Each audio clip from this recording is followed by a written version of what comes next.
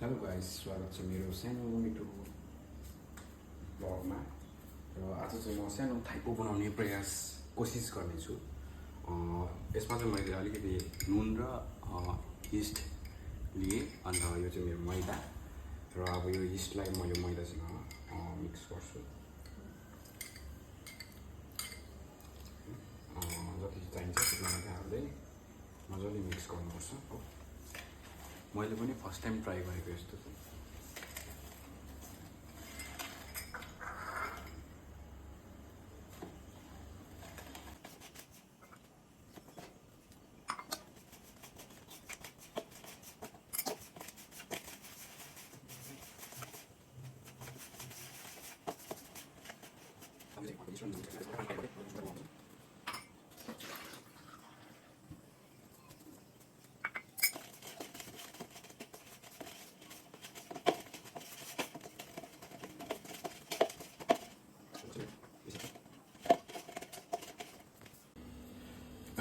यसलाई चाहिँ मैले यसरी डो बनाइसकेँ हो।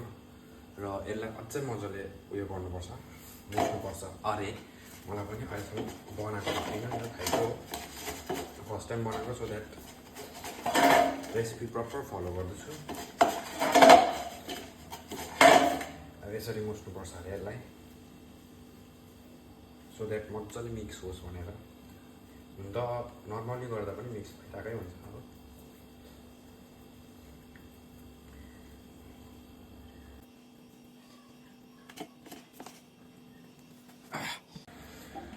अब यसलाई मजाले मुसिसकेँ मैले हो। र अब यसलाई चाहिँ राख्नुपर्छ अरे एक घन्टा जस्तो।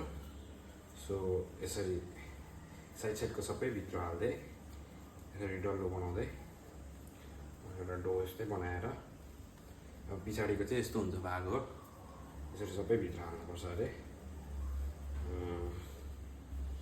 यसरी हालेर मैले यसरी अब यस्तो भयो। म पनि त्यस्तो जान्दिनँ, यस्तो डो बनाएर चाहिँ अब यसलाई छोपिराखिदिन्छु 1 घन्टाको लागि। र त्यसको बाद चाहिँ मैले अब थाइपोभित्र के हाल्ने त्यो चाहिन्छ नि त। त्यसको लागि अब यो बन्दकोपी, प्याज, अदुवा काटेर मिक्स गर्छु भित्रको लागि हो। यसको चाहिँ भिडियो देखाउँदिनँ बिकज भिडियो लेन्दी हुन्छ। सो अहिले डाइरेक्ट बादमा भेटौँ। अब यो चाहिँ मैले कटिङ गरिसकेँ होइन। यसमा चाहिँ के छ भन्दा चाहिँ प्याज छ मुनिबाट, प्याज, त्यहाँदेखि यो बन्दकोपी, त्यहाँदेखि अदुवा छ। त्यहाँदेखि यो चाहिँ मैले एक्स्ट्रा अघि भनेको थिइनँ, एक्स्ट्रा मैले आफै हालेको। यो चाहिँ न्युट्रेला हो, मैले मजाले तातो पानीमा भिजाएर निचारेर चट्टा बनाएर हालेको। अन्त मैले भेजमा पनि अब अन्डा हाल्छु भन्नु, अन्डा